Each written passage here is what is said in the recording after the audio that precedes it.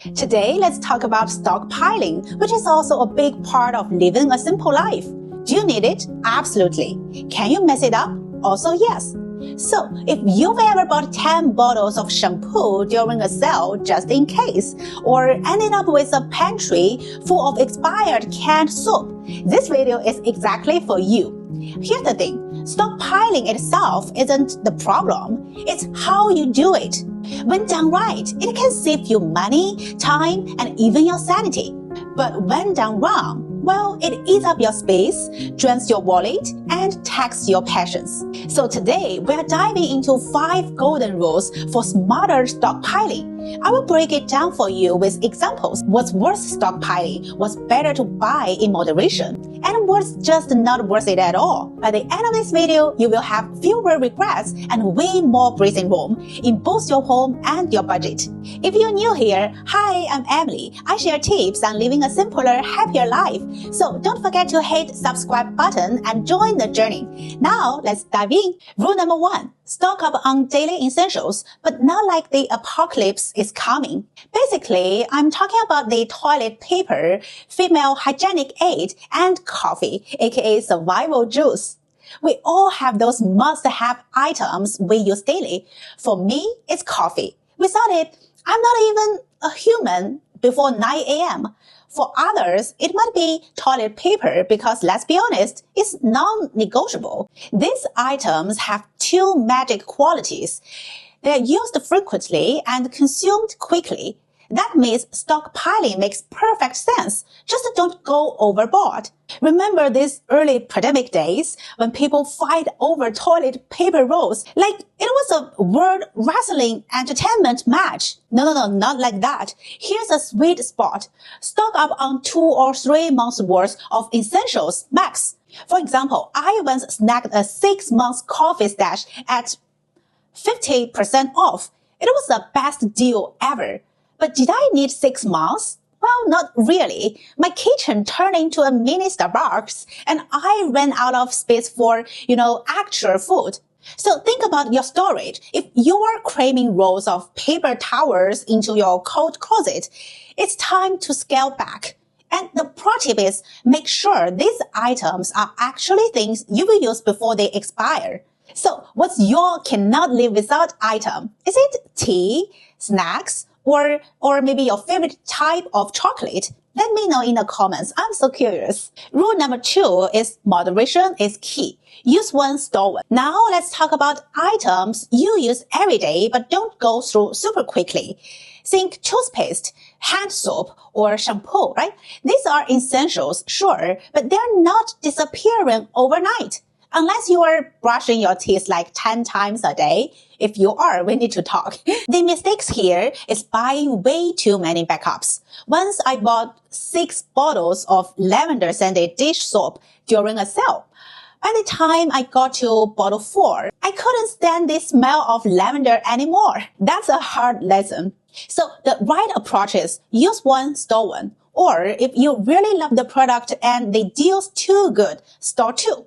This way you have a backup when you need it, but still leave room to try new things. The takeaway here is resist the urge to buy all the things. And let's be real, products evolve, right? A better toothpaste or fancier shampoo could drop tomorrow. And wouldn't you want the option to switch?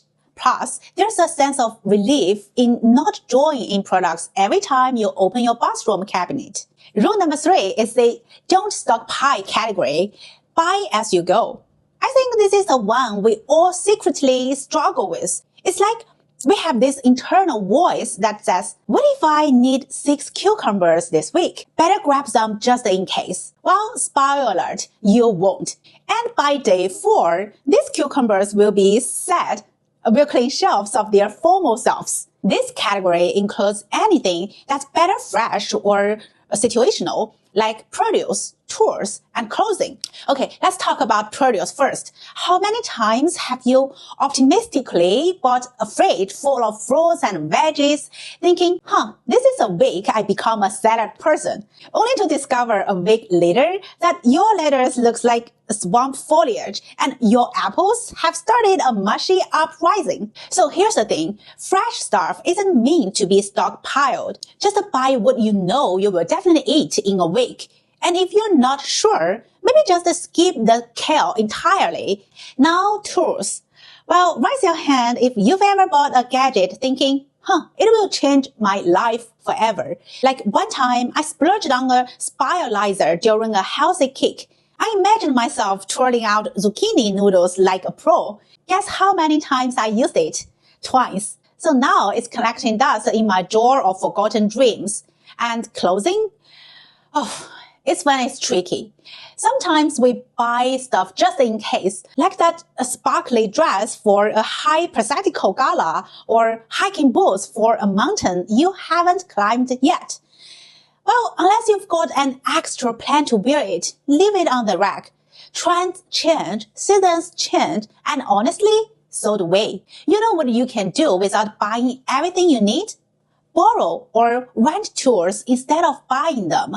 Also, make a meal plan for your groceries. It will save you money and reduce guilt over tossing out slimming carrots. And remember, you can always buy it later if you truly need it. Well, I still believe you probably won't. Rule number 4 is emergency stockpile, the peace of mind stash. I'm talking about band-aids, cold medicine, flashlights, right? Because there's no worse feeling than needing something right now and not having it. Whether it's a band-aid after slicing your finger while chopping onions or cold medicine when the flu strikes at 2 a.m., some items are just non-negotiable. But here's the deal. You need balance. You don't want to be caught unprepared, but you also don't want your bathroom cabinet looking like the local drugstore, right? Case in point, I once found 3 bottles of expired cough syrup in my stash. Why?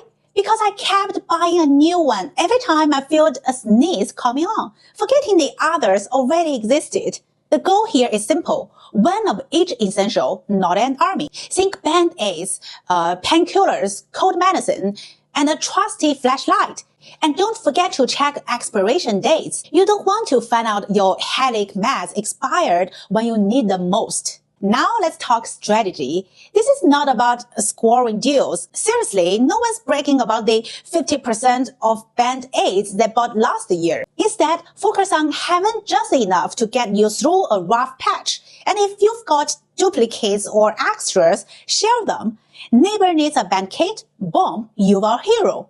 Rule number 5 is a dream list. Big ticket items. Alright, let's end on a high note. The dream list. You know, those big ticket items like the tech gadget, cameras, luxury items that you don't need, but really want. Okay, think the latest iPhone, a new camera, or that fancy air fryer TikTok won't shut up about. Here's the thing. These are not things you stockpile.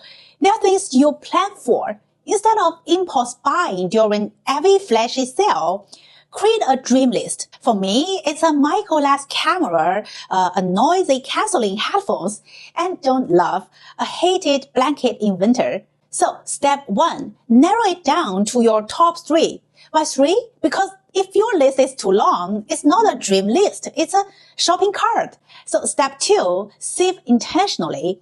Put aside money each month for these items. So when a great sale hits, you are ready to pounce guilt-free. Step 3, wait for the right moment. It's not just about the price, it's about the timing. For example, I waited months for a headphones I wanted to drop in price. When they finally did, the satisfaction was unmatched. And let's be real, this also beats the impulse buy, regret later cycle we've all fallen into. Remember that gadget you bought that's still in a box a year later? The beauty of this approach is when you finally get the dream item, you feel earned. You will appreciate it more and avoid the stranded buyer's remorse. So go ahead, dream big, but shop smart. So there you have it, 5 strategies for stockpiling smarter without wasting space, money, or your sanity. Remember, it's not about buying more, it's about buying better. What's the weirdest thing you've ever stockpiled? Let me know in the comments. I love to hearing your stories. And don't forget to subscribe for more tips on simplifying life, saving money, and making room for what truly matters. See you in the next video. Bye!